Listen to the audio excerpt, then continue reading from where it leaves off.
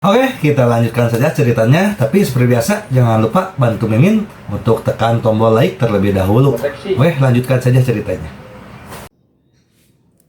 Bab 813-816.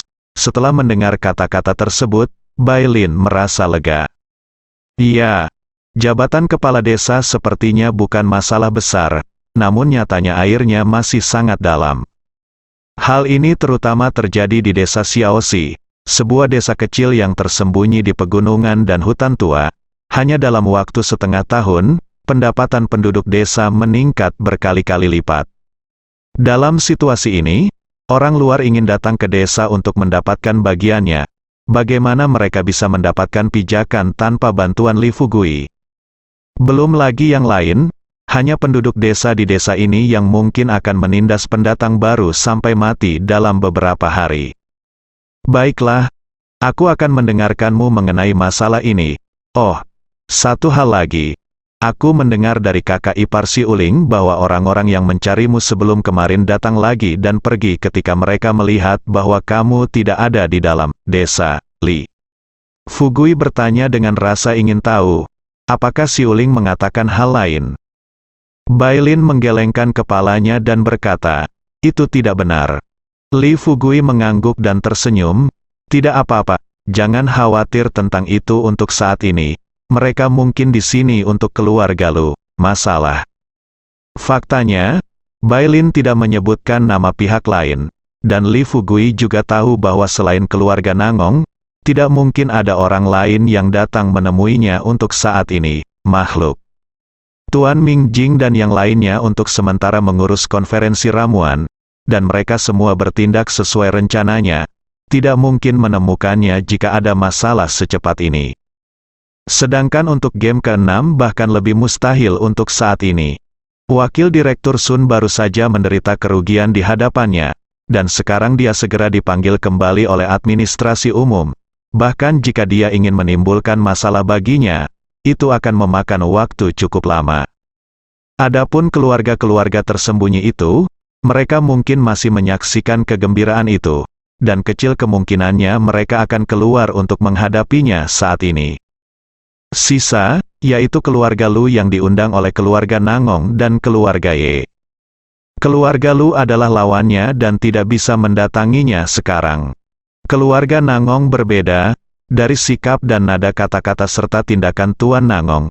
Samar-samar Li Fugui dapat merasakan bahwa keluarga Nangong sengaja bersiap untuk memenangkan hatinya. Atau yang lain, itu akan melumpuhkannya dan merampas semua yang dimilikinya sekarang. Tapi kemudian dia memikirkannya, dengan Hua Duo dan yang lainnya tinggal di desa, dia tidak perlu khawatir tentang kekuatan keluarga Nangong. Lagi pula, dengan kekuatan game ke-6, meski keluarga Nangong kuat di ibu kota, mereka tetap harus berhati-hati di depan sekelompok orang ini. Sambil berpikir seperti ini dalam pikiranku, Li Fugui berkata sambil tersenyum, Bailin, tolong beritahu si Uling dan orang lain di desa bahwa tidak peduli siapa yang datang menemui saya akhir-akhir ini. Kalian semua mengatakan bahwa saya tidak di sini dan pergi untuk mengurus masalah di tempat lain. Don, jangan membicarakan hal-hal lain. Bye. Lin He menjawab, dengan sedikit rasa ingin tahu. Dia bertanya, ngomong-ngomong, di mana kamu sekarang? Apakah kamu pergi menemui Sister Gao?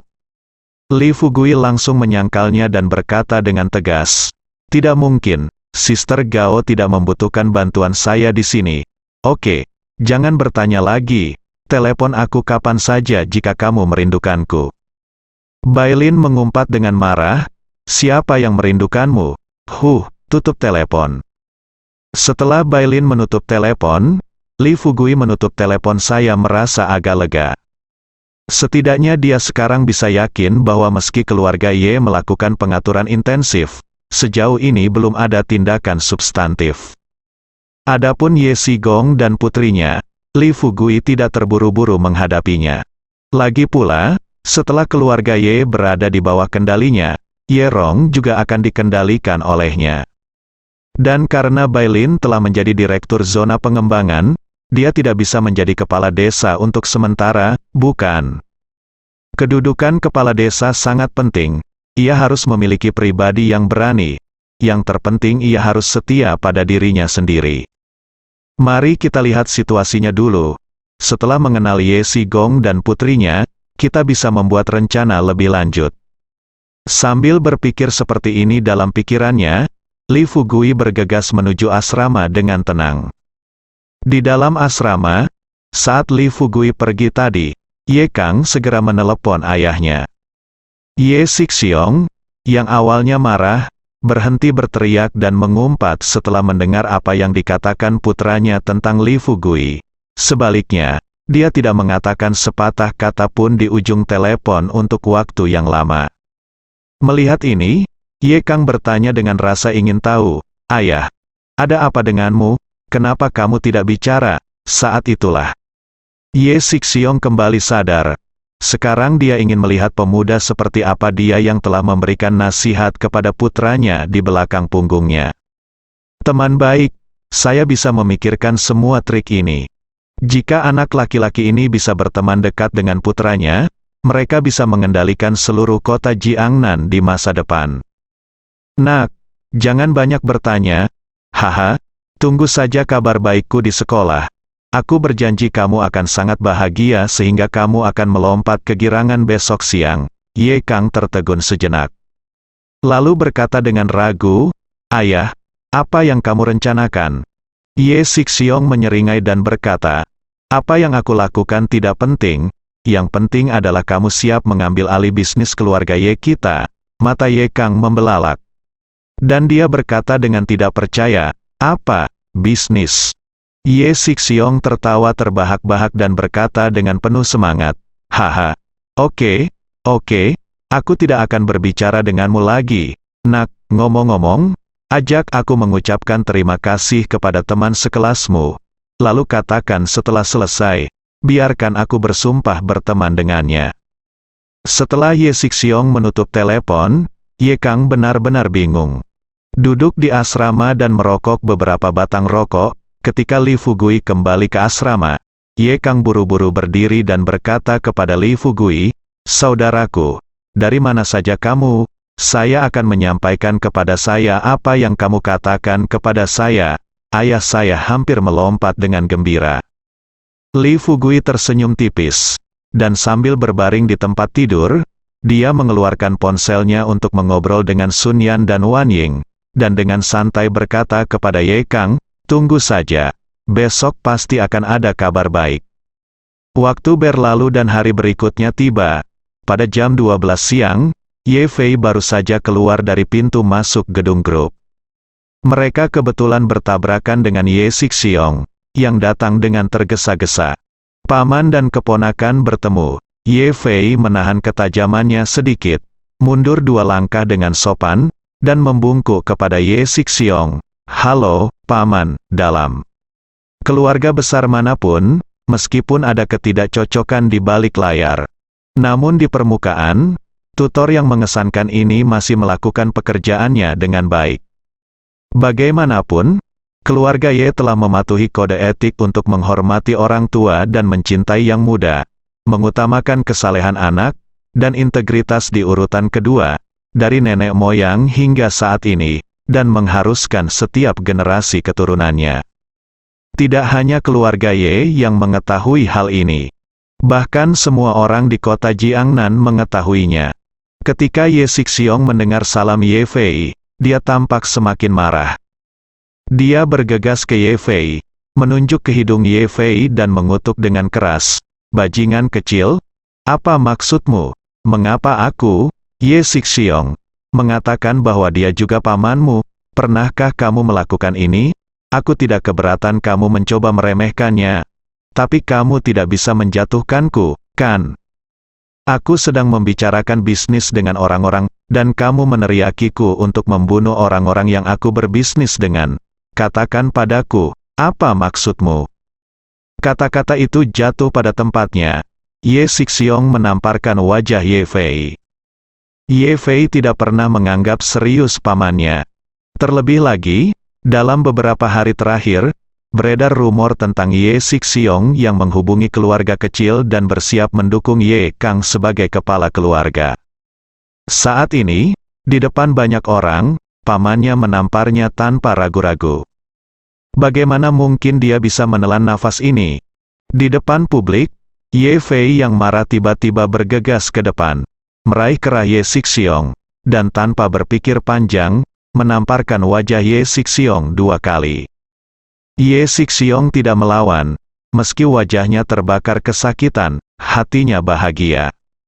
Sebelum datang, Ye Sixiong sudah berpikir bahwa yang dia khawatirkan adalah jika Ye Fei tidak melakukan apapun. Selama Ye Fei melakukan sesuatu padanya, maka masalah ini akan selesai. Setelah Ye Fei selesai memukulinya, Ye Sixiong buru-buru menutupi wajahnya, berbalik dan berteriak kepada kerumunan yang menonton, "Apa yang kamu lihat? Cepat dan bubar. Masalah ini adalah masalah keluarga-keluarga Ye kita." Ye Fei baru saja selesai pemukulan, terkejut. Samar-samar dia merasa telah melakukan kesalahan besar. Melihat ponsel yang diangkat oleh semua orang, otak Ye Fei mengalami korsleting dan dia bingung sejenak, dan buru-buru berteriak kepada pengawal yang mengikuti di belakangnya, "Mengapa kamu berdiri diam di sini? Tangkap semua orang yang sedang syuting." Ye Sixiong, yang tampaknya baik hati, berbalik dan memarahi Ye Fei. "Bisakah kamu lebih pintar? Mengapa kamu tidak segera kembali?" Setelah mendengar pengingat itu, Ye Fei bereaksi dan bergegas ke dalam gedung. Setelah ini terjadi, kurang dari 1 jam. Berita tentang Ye Fei, cucu tertua dari keluarga Ye di kota Jiangnan, sepenuhnya mendominasi halaman depan media berita besar di kota Jiangnan. Sedangkan untuk fotonya, kebetulan itu adalah foto Ye Fei yang meraih Ye Sixiong dan menamparkan Ye Sixiong 2 kali. Sekolah, Ye Kang sedang berbaring di tempat tidur. Setelah membaca berita, dia langsung melompat dari tempat tidur. Dia mengutuk dengan keras, "Terlalu berlebihan untuk menindas seseorang. Sungguh berlebihan untuk menindas seseorang. Sialan, aku harus kembali dan membunuh bajingan ini hari ini. Beraninya kamu memukul ayahku di depan begitu banyak orang." Li Fugui linglung. "Saya."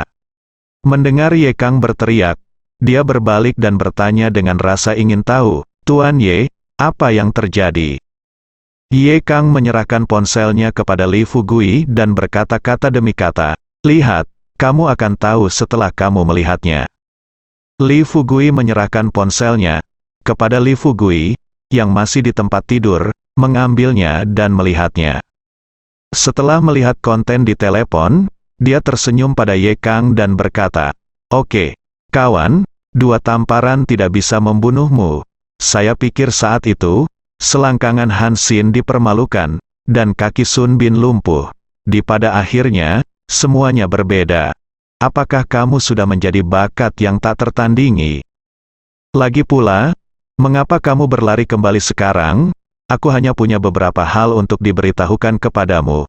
Ketika aku selesai, kurasa keluarga Yemu akan mengambil inisiatif untuk menelepon kamu dan memintamu pulang. Melihat Li dengan wajah tenang Fugui, Ye Kang bergumam, "Saudaraku, apakah kamu mengatakan yang sebenarnya? Mengapa keluarga Ye kita meneleponku sekarang?"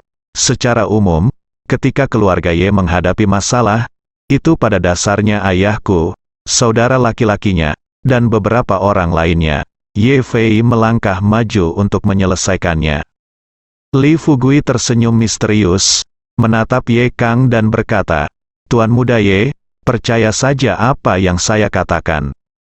Ada beberapa hal yang harus kamu ingat sekarang.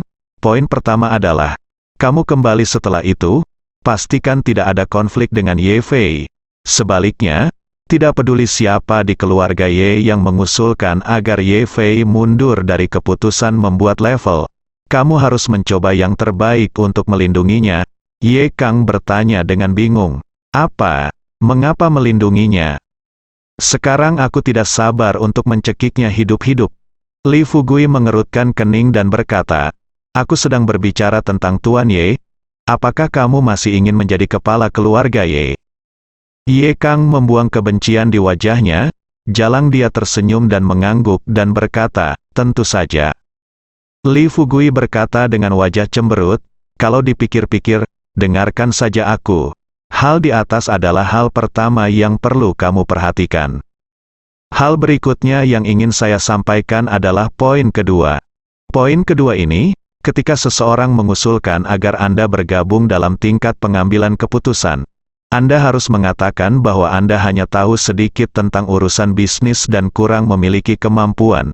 Jika bisnis keluarga benar-benar sudah diurus, tapi kemarilah, kamu bisa mengurus sepertiga dari apa yang Ye Fei urus sebelumnya.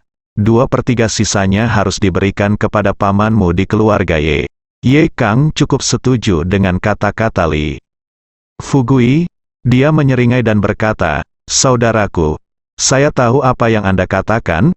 Apakah Anda ingin saya menggunakan ini untuk memenangkan hati orang? Li Fugui mengangguk, mengacungkan jempol pada Ye Kang, dan memuji. Itu benar. Benar. Aku tidak mengira pamanmu biasanya mengelola banyak bisnis di bawah tangan mereka. Jika kamu bisa menyerahkan 2/3 bisnis Ye Fei kepada mereka, mereka pasti akan menganggapmu lebih tinggi. Ye Kang Xuan. Aku akhirnya melepaskan kekhawatiranku. Dia meletakkan ponselnya, menatap Li Fugui dan berkata sambil tersenyum, saudaraku, bagaimana kamu ingin aku mengucapkan terima kasih? Li Fugui berpikir sejenak, lalu berkata kepada Ye Kang, jangan beritahu aku dulu. Ada yang harus kulakukan sekarang, biarkan kamu membantuku. Ye Kang berkata dengan tegas, baiklah, katakan saja. Li Fugui berkata terus terang, saat kamu turun nanti, bantu aku menemukan administratornya asrama kita di lantai bawah. Itu yang pria gendut besar, bukan pria kurus. Ye Kang penasaran sejenak, berpikir bahwa Li Fugui memintanya melakukan sesuatu yang besar. Hasilnya hanya pengurus asrama yang naik ke atas. Mungkinkah anak ini punya dendam terhadap pengurus asrama? Apa yang Ye Kang tidak tahu adalah bahwa Li Fugui diblokir dari pintu oleh administrator malam itu. Awalnya dia mengira administrator sedang melakukan tugasnya. Apa yang tidak dia duga adalah Li Fugui secara tidak sengaja melihat beberapa siswa turun dari bawah sekitar pukul 2 tadi malam. Setelah berbicara dengan mereka karena penasaran, dia tidak menyangka bahwa para siswa tersebut memberitahu Li Fugui bahwa pada pukul 10 jam malam ketika pintu terbuka setelah bel, 100 untuk setiap orang. Setelah jam 12, 300 per orang, Li Fugui hampir marah setengah mati ketika dia berpikir bahwa dia telah memberikan sebotol cairan induk Black Spirit kepada pria gendut itu malam itu, tetapi pria gendut itu membuang botol itu begitu saja tanpa mengetahui apa yang dia jual. Jika Anda tidak memberi pelajaran kepada pihak lain, sayang sekali jika memanggilnya Li Fugui. Awalnya, Li Fugui berencana meminta Ye Kang memberinya pelajaran. Tapi berpikir jika Ye Kang mengambil tindakan, dia pasti akan melukai pria gendut itu dengan serius. Jika berada di luar sekolah, Li Fugui tidak akan peduli dengan luka lawannya. Tapi ini sekolah, tempat mendidik dan mendidik masyarakat. Sebesar apapun kesalahannya, pendidikan harus menjadi fokus utama. Oleh karena itu, dia meminta Ye Kang untuk membantu administrator datang. Ye Kang hendak menanyakan alasannya, tapi tanpa diduga, seperti yang diharapkan Li Fugui, ponselnya berdering. Setelah panggilan tersambung, suara paman Ye Xing terdengar dari ujung telepon yang lain. Dibandingkan dengan nada menghina di masa lalu, Ye Xing sangat prihatin hari ini dan berkata, Xiao Kang, bagaimana kabarmu di sekolah? Sesuatu terjadi di rumah, silakan pergi dan datang ke rumah tua. Terakhir kali keluarga Ye mengadakan rapat umum adalah ketika diputuskan bahwa Ye Fei akan memasuki tingkat pengambilan keputusan. Bahkan terakhir kali Ye Fei bersaudara diintimidasi oleh Li Fugui, keluarga Ye tidak mengadakan pertemuan seperti itu. Sebaliknya, Ye Xing kembali ke rumah lama dan mendiskusikan tindakan pencegahan secara singkat dengan Tuan Ye. Namun kali ini, Ye Fei memukuli paman ketiganya di depan umum. Terbukti dengan sendirinya betapa serius dampaknya terhadap keluarga Ye. Ye Kang setuju dengan sepenuh hati. Setelah menutup telepon, Ye Kang menjadi sedikit gugup. Dia berdebar kencang dan buru-buru bertanya pada Li Fugui, "Saudaraku, bisakah kamu mengatakan apa yang baru saja kamu katakan kepadaku lagi? Bagaimana aku bisa begitu gugup padamu? Apakah kamu lupa apa yang baru saja kamu katakan?" Li Fugui menatap Ye Kang dengan heran. Dia sekarang menyesal mendukung anak laki-laki ini untuk mengendalikan keluarga Ye. Jika hal semacam ini benar-benar menjadi kepala keluarga Ye, bukankah dia akan mati karena kelelahan? Tapi sekarang semuanya sudah mencapai titik ini. Meski dia tidak mendukungnya, apalagi yang bisa dia lakukan? Lelah saja jika kamu lelah. Saat Ye Kang menjadi kepala keluarga, jika anak laki-laki ini benar-benar bodoh, dia akan membiarkan orang lain menggantikannya dan memberikan saran selain anak laki-laki ini. Setelah menyelesaikan idenya, Li Fugui kemudian memberitahu Ye Kang lagi 2 poin yang baru saja dia sebutkan. Setelah mendengar ini, Ye Kang berkata dengan senyuman di wajahnya, "Oke, saya mengerti. Dan biarkan pria kurus itu muncul saat kamu turun, kan?" Dahi Li Fugui ditutupi dengan garis-garis hitam. Dengan wajah datar, dia mengucapkan kata demi kata, "Pria gendut ya Tuhan, Tuan Ye, ada apa denganmu?" Ye Kang tersenyum canggung dan terus berkata, "Iya, gendut, biarkan gendut ayo." Melihat Ye Kang keluar, kepala Li Fugui terasa besar. Mereka juga merupakan keturunan dari keluarga Ye. Mengapa ada kesenjangan yang begitu besar antara anak ini dan Ye Fei? Namun segera, Li Fugui menarik kembali pikirannya. Ketukan terdengar di luar pintu. Li Fugui duduk di tempat tidur sambil tersenyum dan berkata, "Masuk." Pintunya terbuka. Pintu asrama dibuka, dan administrator yang memblokir Li Fugui dari luar malam itu masuk. Begitu dia melihat Li Fugui, administrator tersenyum ramah dan berkata, "Adik, ternyata itu kamu. Hehe, apa yang kamu inginkan dari saya, administrator?" Adalah orang yang cerdas. Awalnya, dia mempersulit Li Fugui hanya untuk menambah penghasilannya dan memperbesar kantongnya. Namun, melalui pengamatan saya beberapa hari terakhir ini, saya menemukan bahwa saya tanpa sadar telah menyebabkan bencana besar. Dia tidak pernah menyangka Li Fugui dan Ye Kang akan tinggal di asrama yang sama secepat ini. Yang terpenting adalah setiap kali Ye Kang dan Li Fugui berkumpul, samar-samar dia bisa melihat bahwa Ye Kang sepertinya sangat menghormati anak ini. Semula ia berencana mengambil cuti setengah tahun setelah bulan ini. Setelah kembali ke rumah, ia akan beristirahat dengan baik dan menghindari pusat perhatian.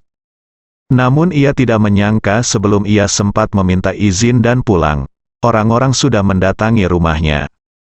Dengan banyak kegelisahan, setelah administrator mengatakan ini, dia buru-buru mengeluarkan huazi yang ditemukan dari asrama siswa dan menyerahkan seluruh paketnya kepada Li Fugui.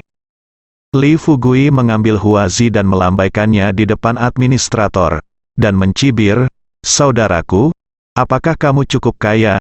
Dengan gajimu, kamu benar-benar bisa merokok huazi." Jantung administrator berdetak kencang. Dia buru-buru melambaikan tangannya dan berkata, tidak, aku hanya sesekali." Li Fugui mendengus dingin, membuang senyuman di wajahnya, menatap ke arah administrator dan berkata, "Dengarkan sekarang. Tidak, saya tidak akan mempermalukan Anda. Sekarang saya akan memberi Anda 2 pilihan. Yang pertama adalah Anda mengembalikan semua uang yang saya peroleh dari siswa selama bertahun-tahun ke sekolah, dan jangan melakukan hal-hal yang melanggar peraturan sekolah di masa depan. Kedua, saya akan menelepon polisi secara langsung dan meminta polisi menyelidiki seberapa tinggi pendapatan Anda dan berapa banyak uang yang Anda hasilkan secara ilegal selama bertahun-tahun." Kaki administrator melunak dan dia berlutut tepat di depan Li Fugui. "Adikku, tolong, jangan lakukan ini. Aku juga dipaksa oleh kehidupan." Li Fugui berkata dengan dingin, "Sialan, aku memberimu kesempatan untuk menghasilkan banyak uang. tapi sayang sekali kamu bangkrut melakukannya dengan tanganmu sendiri. Sekarang kamu memberitahuku tentang tekanan hidup, jangan kira aku belum menanyakan apa yang kamu lakukan di asrama ini. Sejak aku menemukanmu, aku telah mempelajari segalanya tentangmu. Saya akan memberitahu Anda apa yang perlu Anda katakan hari ini. Jika Anda tidak melakukannya, saya akan meminta Tuan Ye untuk datang mencari Anda. Administrator hampir menangis. Oh sial, tidak baik menyinggung siapapun, bagaimana dia bisa tanpa sadar menyinggung kura-kura kecil seperti itu. Tidak apa-apa sekarang, belum lagi saya tidak akan bisa menghasilkan uang tambahan. Mungkin saya akan kehilangan pekerjaan ini. Semakin banyak administrator memikirkannya, dia menjadi semakin gugup. Setelah beberapa detik, dia membanting kepalanya ke tanah. Saudaraku, tidak bisakah aku bersujud padamu? Jangan biarkan aku pergi ke pimpinan sekolah. Jika para pemimpin mengetahui hal ini, aku tidak akan bisa melakukan pekerjaanku. Li Fugui berbalik dan membalikkan badannya. Ke pihak lain, berkata dengan suara rendah, temui Profesor Wen dan katakan bahwa akulah yang mengatakan ini. Anda telah menyadari kesalahan Anda, dan dia tidak akan membiarkan Anda keluar ketika saatnya tiba. Administrator akhirnya menghela nafas lega. Dia berkata dengan air mata syukur, terima kasih, saudaraku. Li Fugui melambaikan tangannya, dan ketika administrator melangkah keluar, dia melompat dari tempat tidur, menyenandungkan lagu bahagia, dan pergi mengobrol dengan Wan Ying dan Sun Yan.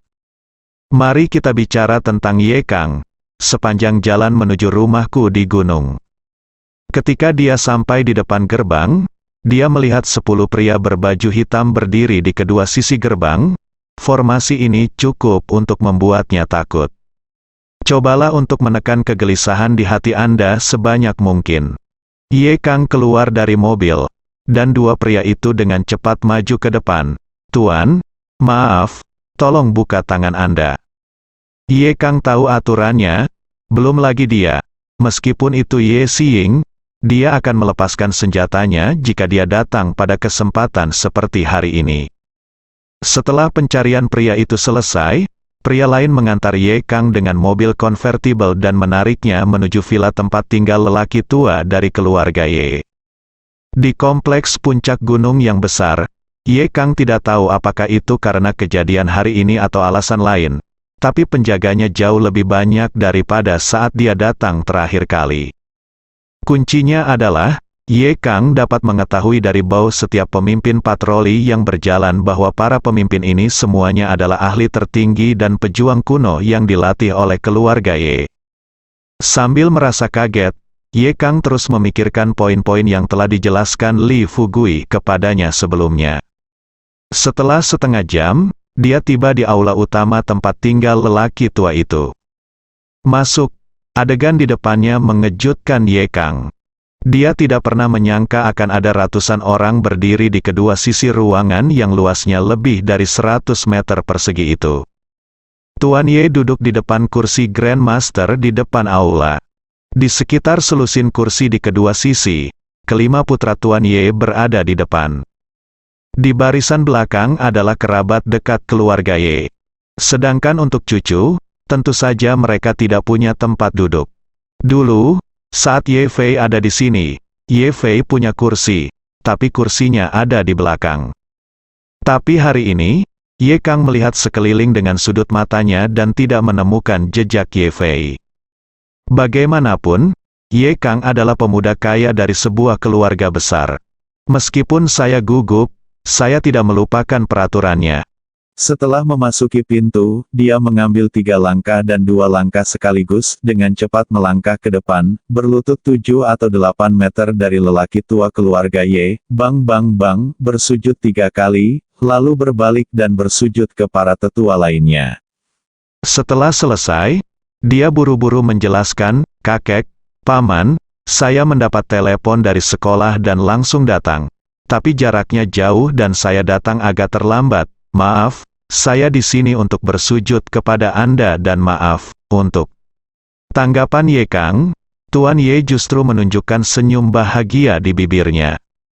Ye Xiying dengan cepat tersenyum dan berkata, "Xiao Kang, cepat bangun, kamu sedang kuliah. Kita semua tahu ini. Sekarang kamu ada di sini, semua orang ada di sini. Ayah, haruskah kita mulai?" Xiying sebenarnya menyembunyikan pisau di tangannya. Hati sekarang, namun, dia belum bisa memperlihatkan pisaunya di depan lelaki tua itu. Ketika anak haramnya melakukan hal ini, dia tidak tahu sama sekali. Pada saat dia mendengarnya, segalanya telah mencapai titik di mana mustahil untuk pulih. Saat ini, Ye Xiying hanya berharap putranya tidak langsung dihapuskan oleh lelaki tua itu. Bahkan jika dia dikeluarkan dari tingkat pengambilan keputusan keluarga Ye, itu tidak penting. Selama dia masih dalam tahap pengambilan keputusan, kapan orang tua itu akan mati, dia percaya bahwa dengan kekuatannya sendiri, dia akan mampu mengendalikan situasi secara keseluruhan. Pada saat itu, bukan dia yang memiliki keputusan akhir. Katakan kapan Ye Fei harus kembali. Lagi pula, dia masih memegang sebotol penuh cairan induk Black Spirit di tangannya. Dengan benda ini di tangannya, dia tidak perlu takut pada siapapun di keluarganya di saat-saat kritis. Oleh karena itu, sekarang melihat Ye Xixiong dan Ye Kang, Ye Xiying berbicara senyaman mungkin, sehingga melumpuhkan semua orang dengan cara ini. Orang tua itu mengangguk dan berkata dengan keras, "Bawakan aku bajingan tidak sopan ini." Segera setelah dia selesai berbicara, 4 orang mengantar Ye Fei yang diikat masuk dari pintu. Ye Fei baru saja datang ke ruang tamu, dan saat dia melihat lelaki tua itu, dia buru-buru berkata, "Kakek, aku salah. Kakek, aku seharusnya tidak memukuli paman ketiga di depan umum, orang tua." Ye keluarga sebenarnya ingin memberi pelajaran pada Ye Fei. Sejak Ye Fei memasuki tingkat pengambilan keputusan di keluarga Ye, dia melompat-lompat seolah-olah dia adalah kepala keluarga, Qi Kuai Kui Xiao. Terakhir kali mereka membuat keributan, keluarga mereka tidak mendapatkan keuntungan apapun. Malah mereka ditangkap dan dipenjarakan oleh keluarga Lin dalam waktu yang lama. Sekarang, baru beberapa hari dirilis, dan sudah menimbulkan kekacauan besar lagi. Itu sudah cukup untuk mengalahkan Ye Xixiong. Yang paling penting adalah dia cukup bodoh untuk mengucapkan kata-kata kasar di kota Jiangnan untuk menyingkirkan siapapun yang memiliki hubungan kerja sama dengan Ye Xixiong. Untuk apa ini? Bukankah Anda hanya ingin bersaing memperebutkan posisi kepala keluarga? Selagi dia masih hidup, niat anak ini sangat jelas. Jika dia tidak berdiri, setelah garis keturunan Ye Xixiong terbunuh, bukankah dia yang berikutnya akan dibunuh? Karena sangat patah hati, aku lebih suka menjadi Yongzheng sekali lagi dan menghadapi Hongxi bodoh ini di hadapanku. Sambil berpikir seperti ini dalam benaknya, Tuan Ye berkata dengan keras, "Diam di depan leluhur keluarga Ye." Ye Fei tidak berani mengatakan apapun. Ye Xiying tampak kesal dan bergegas menghampiri Ye Fei. Tanpa pikir panjang, dia menamparkan wajah Ye Fei dengan keras. Bang bang bang, ada suara tajam, dan darah mengalir dari mulut Ye Fei. Ye Xiying dengan lancar menyeret Ye Fei ke Ye Xixiong.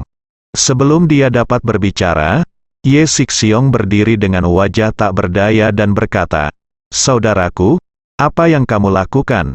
Bahkan jika Feier melakukan kesalahan, kamu tidak bisa memukulnya dengan begitu kasar. Kamu mengalahkanku." Ye Xiying menendang Ye Fei lagi, dan kemudian berkata kepada Ye Xixiong, "Kakak ketiga, jangan mencoba membujukku tentang masalah ini. Apa yang salah dengan bajingan-bajingan ini? Melakukan hal-hal yang tidak sopan seperti itu. Jika kamu tidak menghancurkannya hari ini, aku tidak akan menjadi ayahnya." Begitu. Ye Xiying selesai berbicara. Dia tidak pernah menyangka bahwa lelaki tua yang duduk di depan tiba-tiba berkata perlahan dan dingin, "Oke, karena kamu punya niat untuk menghancurkannya, saya tidak akan menasihati Anda. Saya akan menyerahkan bocah jahat ini kepada Anda hari ini. Anda dapat menyingkirkannya di depan semua orang. Kalian semua buka matamu untukku. perhatikan baik-baik konsekuensi dari tidak sopan dalam hubungan kita. Hai keluarga, begitu kata-kata ini keluar, semua orang di ruangan itu tercengang. Ye Xiying bahkan lebih terkejut lagi. Dia awalnya berakting di depan orang-orang besar, tetapi ketika trik kejam ini dilakukan, semua orang pasti akan berdiri dan membujuknya. Namun siapa sangka pada akhirnya, hanya Ye Xixiong yang berdiri untuk membujuk. Kakak laki-laki kedua dan ketiga serta kerabat dan teman lainnya seperti potongan kayu, berdiri tak bergerak di tempat. Apakah kamu tidak tahu? Sejak Ye Fei memasuki tingkat pengambilan keputusan di keluarga Ye, tidak hanya Ye Xixiong yang diperlakukan dengan dingin, tetapi kerabat dan teman keluarga Ye lainnya juga diperlakukan tidak lebih dari ternak dan kuda oleh Ye Fei. Mereka sudah lama tidak senang dengan bocah ini. Sekarang mereka melihat anak ini tidak beruntung. Diam-diam mereka semua merasa bahagia di dalam hati. Jadi bagaimana mereka bisa berdiri dan mengatakan hal-hal yang baik? Ada keheningan yang mematikan di ruangan itu. Pikiran Ye Xiying berpacu. Setelah lebih dari 10 detik, dia akhirnya sadar dan menoleh ke arah lelaki tua itu. Ayah, oke. Aku akan menyingkirkan anak ini hari ini, dan dia akan dianggap sebagai yang terakhir. Ratu Ye Xiying, itu benar. Putra bungsu saya sekarang lumpuh di tempat tidur. Jika putra tertua Ye Fei dibunuh dengan tangannya sendiri, bukankah dia, Ye Xiying, tidak punya masa depan? Tentu, ini tidak masalah bagi lelaki tua dari keluarga Ye. Melihat orang-orang yang hadir, keturunannya bukan 10 melainkan 8. Oke, berhentilah bicara terlalu banyak omong kosong dan ayo kita lakukan, kata lelaki tua itu tanpa mengubah ekspresinya. Hati Ye Xiying berdarah saat dia berjalan menuju Ye Fei selangkah demi selangkah. Tepat ketika dia berdiri di samping Ye Fei dan hendak mengambil tindakan, Ye Kang tiba-tiba bergegas mendekat, memeluk kaki Ye Xiying, dan buru-buru tersedak dan berkata, Paman, kamu tidak bisa melakukan ini. Alasan mengapa saudara Fei jadi, itu juga demi urusan keluarga Ye kita. Jika kakak Fei tidak berada pada level pengambilan keputusan dan sudah bersekolah sejak kecil seperti saya, bagaimana dia bisa melakukan kesalahan seperti itu? Seperti kata pepatah, semakin banyak apa yang kamu lakukan, semakin banyak kesalahan yang kamu buat. Semakin banyak kesalahan yang dia buat, semakin banyak kesalahan yang dia buat. Jika kita menyingkirkan saudara Fei hari ini, siapa lagi di keluarga Ye yang berani melakukan apapun di masa depan? Ye Xiying akhirnya menghela nafas lega. Tidak peduli siapa dia sekarang, selama seseorang memohon belas kasihan, maka putranya akan memiliki harapan untuk bertahan hidup. Orang tua yang duduk di depan juga terkejut. Dia tidak menyangka bahwa pada saat kritis, Ye Kang lah yang akan berdiri, bersambung.